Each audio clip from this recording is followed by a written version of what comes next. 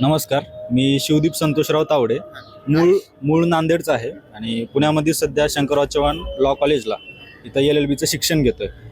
जसं आता विचारलं की आरक्षणामुळं मराठा विद्यार्थ्यांना कोणत्या समस्यांना सामोरं जावं लागलं, तर यामध्ये मी सांगेल की आपण कोणत्याही परीक्षेची टक्केवारी पर्सेंटेजमध्ये जर का मोजली तर त्यामध्ये मराठा समाजाचे विद्यार्थी अभ्यास करतात.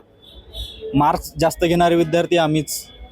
मार्क्स जास्त घेऊन सुद्धा कॉलेज आणि महाविद्यालयांमध्ये फीस जास्त भरणारे विद्यार्थी आम्हीच. बरं, डिग्रीमध्ये पर्सेंटेज जास्त घेणारे विद्यार्थी आम्हीच. पण एवढं सगळं पुढं राहून जॉब्सपासून वंचित राहणारे विद्यार्थीसुद्धा आम्हीच. मग मला सरकारला प्रश्न विचारायचा आहे की हा कुठला तुमचा न्याय आहे?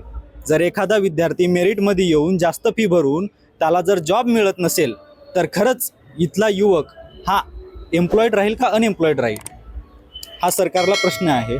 आणि दुसरा प्रश्न विचारायचा झालं तर मराठा समाजाला जॉबमध्ये म्हणजे नोकऱ्यांमध्ये जे आरक्षण पाहिजे त्या आरक्षणाची गरज का सांगतोय? तर 76% शेतकरी वर्ग हा मराठा 76% मराठा हा शेतीवर अवलंबून आहे. आणि शेतीची परिस्थिती काय आहे? आत्ताच्या वादळी वारे जे पाऊस झाला आहे त्यामध्ये सर्व शेती एकही पीक हा जो हंगाम आहे 100% हंगाम शेतकऱ्यांचा गेलेला आहे. मग मला सांगा, कोणता पालक आपल्या मुलाला मुलीला पुण्यामध्ये किंवा मुंबईसारख्या मोठ्या शहरांमध्ये शिकायला पाठवलं? त्याच्याकडे पैसा तर पाहिजे ना.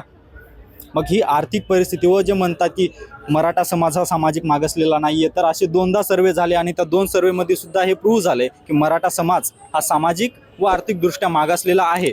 याचे वेगळे पुरावे देण्याची आम्हाला गरज नाही आहे. परंतु एवढंच म्हणेल की मराठा समाजामुळे म्हणजे प्रत्येक ठिकाणी मराठा समाजाच्या विद्यार्थ्यांनी टक्केवारी जास्त घ्यायची.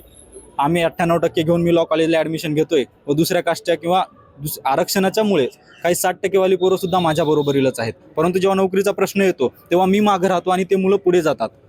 ते कसं पुढे जातात ते सांग बरं. म्हणजे त्यांच्याबद्दल द्वेष नाही आहे, परंतु आरक्षणाच्या दृष्टिकोनातून बघायला गेलं. आता मी लॉचा विद्यार्थी आहे, मला JMFC आहे, त्याच्यानंतर पब्लिक प्रोसिक्युटरच्या MPSC मार्फत घेणाऱ्या परीक्षा आहेत किंवा क्लर्कच्या परीक्षा असतात, त्यामध्ये सुद्धा आरक्षण लागू आहे. मी मेरिटमध्ये असून सुद्धा बरेच ठिकाणी असं होते, माझे मित्र आहेत, सिनियर आहेत, ते आज 90% असून सुद्धा घरीच बसलेले आहेत, परंतु त्यांच्या मागून जे आरक्षणाचा फायदा घेऊन पुढे गेलेत ते नोकरीला लागलेले आहेत. म्हणून जो हा आर्थिक विषय जो आहे मराठा समाजातील विद्यार्थ्यांचा, हा मिटत नाही यामधून.